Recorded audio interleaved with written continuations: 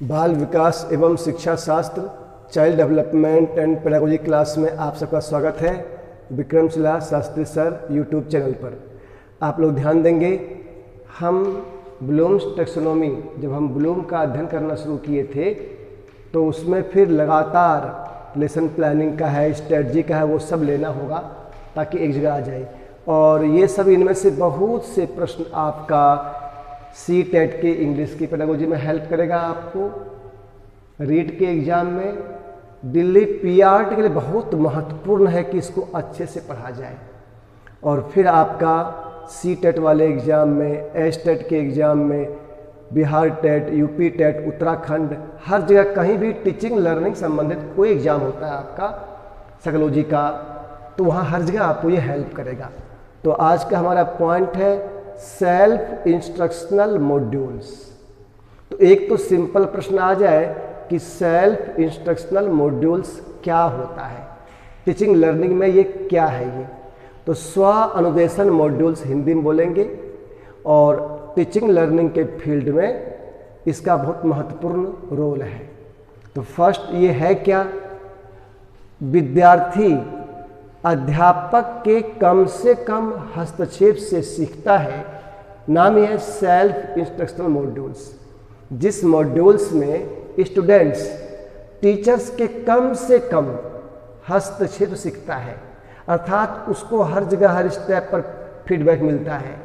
Teachers उसको planning करने में, गाइडेंस में, काउंसलिंग में हेल्प करता है, लेकिन स्टूडेंट्स का सेल्फ एफर्ट अधिक से अधिक होता है।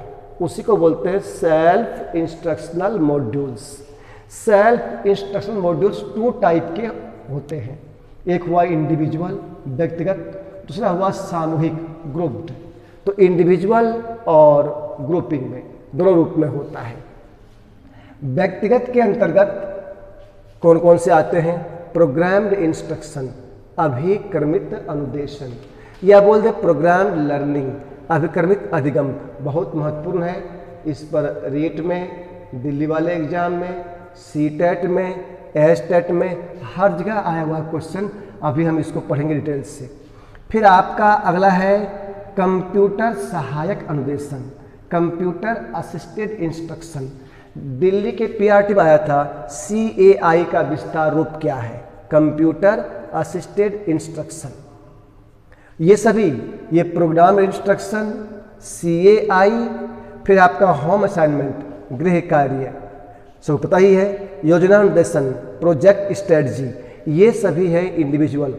और ध्यान देंगे ये सभी ये विद्यार्थी केंद्रित हैं। ये विद्यार्थी जिसमें स्टूडेंट्स का अपना एफर्ट।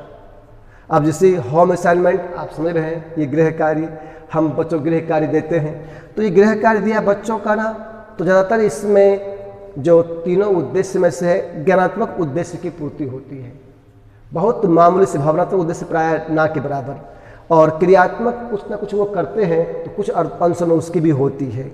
और प्रोजेक्ट स्ट्रेटजी में टीचर का होता है गाइडेंस, टीचर गाइडेंस करते हैं, उनको हेल्प करते हैं प्लानिंग करने में, टॉपिक देने में, टॉपिक के चयन करने में, तो उनमें उसको हेल्प करते हैं।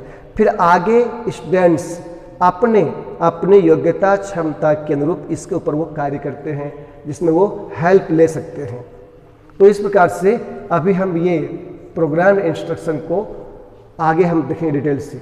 और आज का युग कंप्यूटर का है, आपको पता ही है, जिसमें कि आप मोबाइल फ़ोन के ऊपर भी और कंप्यूटर के लैपटॉप के ऊपर भी अपने हिसाब से विद्यार्थी इसकी सहायता लेकर के स्टडी करते हैं। तो ये विद्यार्थी केंद्रित है, उनको हाथ के हाथ फीडबैक मिलता है वहाँ पर, और उसमें अपना वो सुधार भी कर सकते हैं वो। तो इसमें उनका निदान भी होता है, उपचार भी होता है, डायग्नोस्टिक फंक्शन भी होता है, और प्रेस्क्रिप्टिव फंक्शन भी उनका होता है यहाँ पर CAI में। तो ऐसे आपको क्वेश्चन सिंपल यहाँ से आ सकता है। फिर सामूहिक, ये ग्रुपिंग वाले में यहाँ पर क्या होता है, group discussion, debate, symposium, brainstorming. तो ग्रुप डिस्कशन, डिबेट, सिंपोजियम, आपको ध्यान होगा हम लोगों ने इन तीनों का अध्ययन किया था।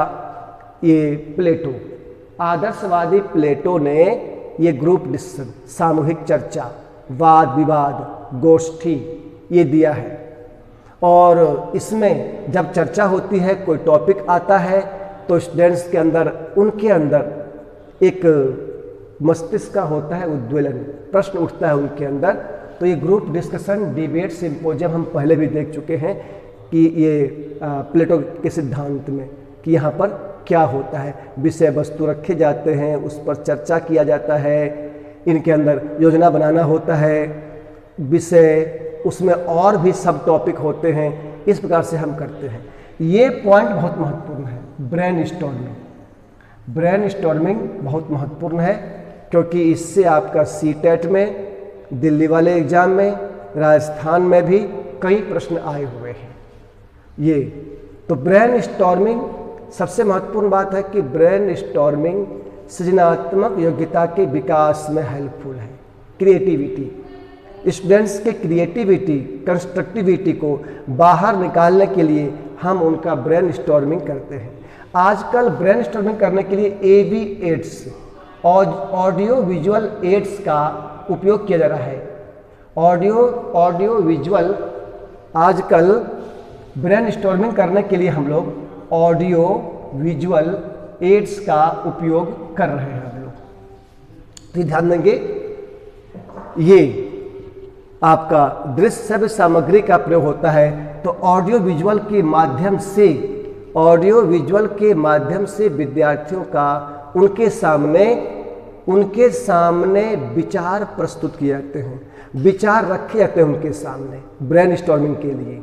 और यह प्रॉब्लम सेंटर होता है, समस्या केंद्रित होता आता भी है कि स्टूडेंट्स के क्रिएटिविटी को, कंस्ट्रक्टिविटी को, उनके अंदर विचार शक्ति को, तर्क शक्ति को, रीजनिंग की एबिलिटी को, इनसाइट को इनकलकेट करने के लिए टीचर क्लासरूम में क्या करे, तो उसमें आता है कि प्रॉब्लम सॉल्विंग मेथड, समस्या समाधान आधारित विधि का प्रयोग करें, प्रॉब्लम सेंटर्ड रखे मैटर को, ये उनके अंदर उनके इनसाइट को प्रोत्साहन मिलता है। और महत्वपूर्ण बात है क्यूरियोसिटी, जिज्ञासा, जितनी जिज्ञासा होगी, जितने प्रश्न उठेंगे, कल्पना शक्ति वाले प्रश्न भी, तो उनका होगा ब्रेन स्टॉर्मिंग और नए नए आइडियाज आएंगे और उनको वो बाहर निकाल के नई नई चीज़ें बनाएंगे। इसके लिए होता है ब्रेन स्टॉर्मिंग। जैसे आप सुने हैं ना स्टार्टअप, क्योंकि स्टार्टअप क्वालिटी यही है, उनके सामने प्रॉब्लम रखते हैं, आपके सामने प्रॉब्लम है,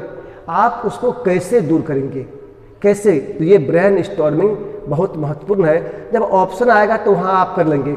इसमें आपका HOTS, high order thinking skill, इनका भी होता है यूज। तो आपको आ जाए कि तर्क शक्ति, हाई ऑर्डर थिंकिंग स्किल, उच्च क्रम चिंतन कौशल, इन सब का तो आजकल ये मीडिया के माध्यम से, मल्टीमीडिया के माध्यम से ब्रेन स्टॉर्मिंग स्टूडेंट्स का किया जाता है। और स्कूल में एक से एक प्रॉब्लम स्टूडेंट्स पास रखे जाते हैं, जैसे पर्यावरण की समस्या है, अपने आसपास समस्या को ढूंढ के लाएं और उस पर कार्य करें। तो ये ब्रेन स्टॉर्मिंग पर ऑप्शन रहेगा तो आप कर पाएंगे स्टूडेंट्स, बहुत अच्छा। तो ध्यान देंगे, आपको सिंपल पूछ दे क्वेश्चन, प्रोग्राम इंस्ट्रक्शन या प्रोग्राम लर्निंग किसने दिया है, ये कॉन्सेप्ट किसने दिया, तो ये कॉन्सेप्ट देने वाला है स्किनर ने दिया है ये कॉन्सेप्ट। और ये सेल्फ इंस्ट्रक्शनल मॉड्यूल्स का एक सिस्टम है। फिर आपको सुना आ जाए कि प्रोग्राम इंस्ट्रक्शंस के थ्योरी, सिद्धांत कौन कौन से हैं इसके, आया था क्वेश्चन, इनमें से कौन सा नहीं है या कौन सा है, तो ये ध्यान देंगे। सिद्धांत में एक हो गया स्मॉल स्टेप्स, लघु पदों का सिद्धांत। दूसरा है सक्रिय अनुक्रिया, एक्टिव रिस्पॉन्डिंग का सिद्धांत। तात्कालिक पुष्टि, इमीडिएट कन्फर्मेशन सिद्धांत। स्वगति, सेल्फ पेसिंग। और विद्यार्थी परीक्षण, स्टूडेंट टेस्टिंग। इसके शब्द से ही अपना मीनिंग स्पष्ट है। तो आपको सिंपल ऐसे बोले वह सेल्फ इंस्ट्रक्शन सिस्टम जिसमें विषय वस्तु को छोटे छोटे पदों में बांट देते हैं, उसे क्या बोलते हैं, उसको बोलते हैं प्रोग्राम्ड इंस्ट्रक्शन। जो विद्यार्थी केंद्रित होती है, उनमें विद्यार्थी एक्टिव रहते हैं, उनको तत्काल इमीडिएट मिलता है कन्फर्मेशन, पुष्टि कि वो सही है, गलत है, क्या है, कैसे है, इससे उनको फ़ायदा होता है। और जो फ्रेमवर्क है उसमें भी हम चेंज ला सकते हैं। और स्वगति, हर विद्यार्थी का अपना अपना अलग गति है, दैट मीन्स इंडिविजुअल जो है क्वालिटी एस्पेक्ट वो भी हम मेंटेन होता है। व्यक्तिगत भिन्नता, कोई सीखता है तेज़ी से, कोई थोड़ा उससे कम से, तो यहाँ इस प्रोग्राम इंस्ट्रक्शन में वो भी मिलता है फ़ायदा, स्वगति सिद्धांत। और इसमें हर फ्रेम पर, हर स्टेप पर विद्यार्थी की अपने स्वयं की परीक्षा रहती है।